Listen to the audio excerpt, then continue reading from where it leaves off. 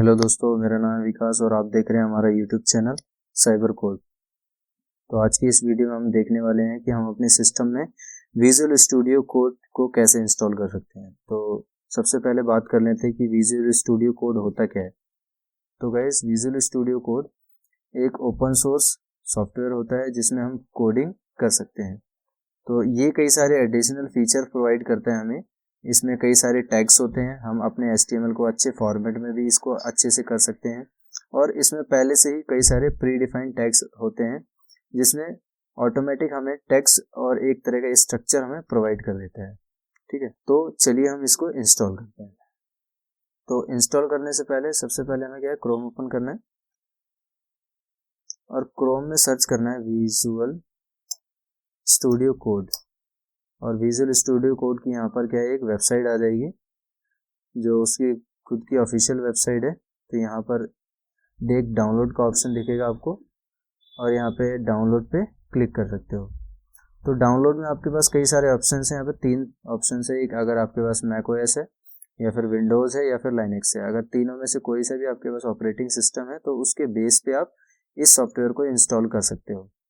तो नॉर्मल यहाँ पर क्या है, डाउनलोड फॉर विंडोज़ के लिए लिखा है। तो मैं यहाँ पे बेसिकली अपने विंडोज़ पे मैं डाउनलोड के लिए क्लिक कर दूँ तो यहाँ पे क्या हो जाएगा, हमारा डाउनलोडिंग स्टार्ट हो जाएगी। ठीक है, तो डाउनलोड होने के बाद क्या है, नॉर्मल सेटअप कर देना इसका। सेटअप करने के बाद क्या है, इंस्टॉल कर देना है। ठीक है, तो ईजी टू सेटअप है, यानी कि आसानी से आप सेटअप कर पाओगे, इसमें कोई भी डिफिकल्टी नहीं आएगी।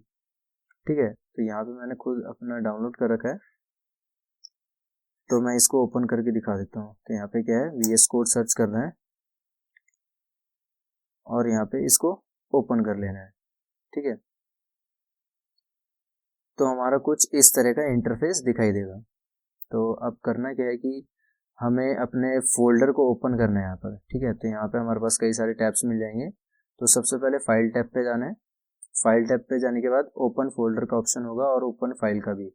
अगर डायरेक्टली आपको क्या करना है, अपनी फाइल ओपन करनी है, यानी कि जो पहले से फाइल बनी हुई है हमारी, या फिर एक कोई फोल्डर है आपका, यानी कि उस फोल्डर में आप कोई काम करना चाहते हो यहाँ पे, तो ओपन फोल्डर पे क्लिक कर सकते हो। तो मैं यहाँ पे डेस्कटॉप पे मेरा एक फोल्डर है HTML के नाम से और यहाँ पे मैं इसको ओपन कर लेता हूँ।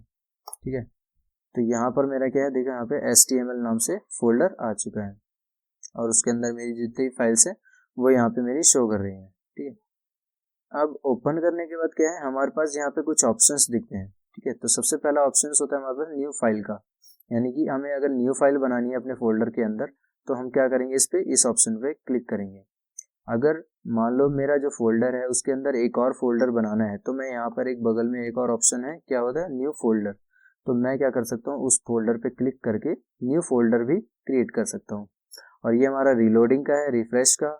और यहाँ पे हमारा ये कोलैप्स का ऑप्शन है, यानी कोलैप्स यानी क्या होता है कि अगर मेरा जो फोल्डर है ये अब मेरे एक फोल्डर के अंदर कई सारी फाइल्स ओपन है तो मैं इस फोल्डर को कोलैप्स भी कर सकता हूँ, यानी कि एक सिर्फ नॉर्मल एक फोल्डर ऐसे कर सकता हूँ। ठीक है, तो मुझे क्या करना है, यहाँ पे एक फाइल क्रिएट करनी है अपनी। तो मैं यहाँ पे क्या करूँगा, एक फाइल क्रिएट कर दूंगा ऑडियो नाम से .html।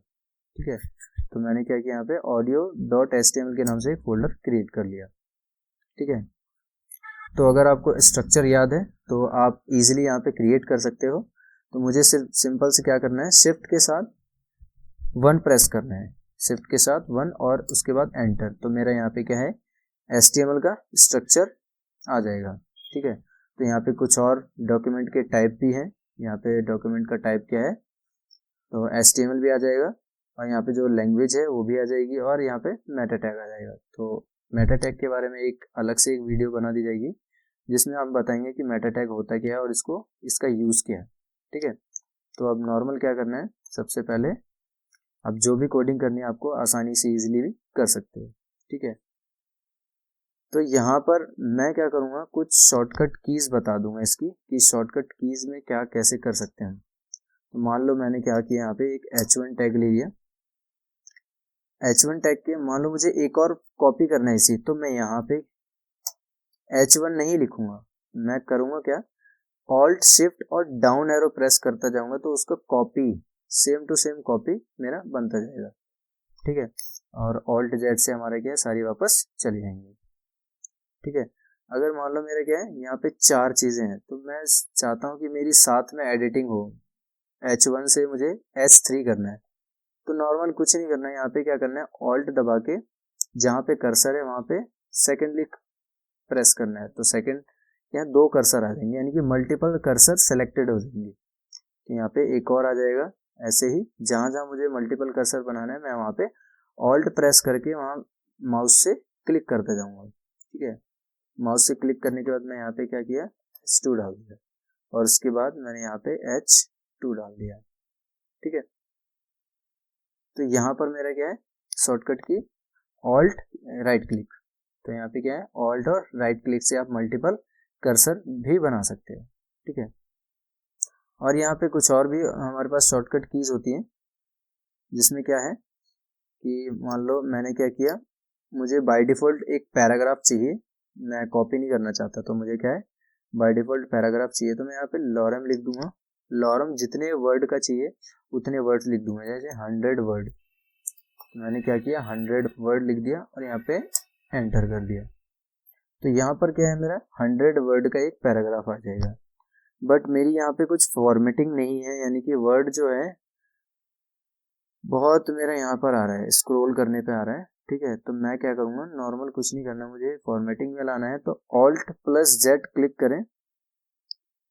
तो मुझे कुछ नहीं करना है, यहाँ पे ऑल्ट प्लस जेड प्रेस करना है, मेरे यहाँ पे नॉर्मल फॉर्मेटिंग में आ जाएगा, यानी कि वर्ड रैप हो जाएगा। ठीक है, तो यहाँ से भी जाके आप क्या कर सकते हो, वर्ड रैप कर सकते हो। यहाँ पे शॉर्टकट कीज भी दी हुई हैं, सोर्स कंट्रोल भी है, सर्च के लिए करना है तो कंट्रोल शिफ्ट और F है, एक्सप्लोरर ओपन करना है तो कंट्रोल शिफ्ट E। ठीक है, तो लेआउट आप स्प्लिट अप कर सकते हो, 2 फाइल्स को डाउन कर सकते हो। ऐसे आपके पास कई सारी चीज़ें इंक्लूडेड है। ठीक है, तो ऐसे ही कई और सारी कीज होती हैं, जिसका आप न्यू वीडियोस, हमारी न्यू आने वाली वीडियोस में देख सकते हैं।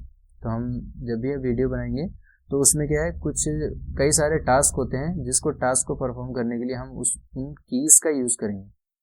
ठीक है, तो आज की इस वीडियो में हम इतना ही करते हैं, और बाकी हम आगे चलेंगे अपने, तो जितने भी टैग्स करेंगे हम विजुअल स्टूडियो कोड पे ही आगे करेंगे। ठीक है, तो तब तक के लिए गुड बाय, और मिलते हैं अपनी नेक्स्ट वीडियो में।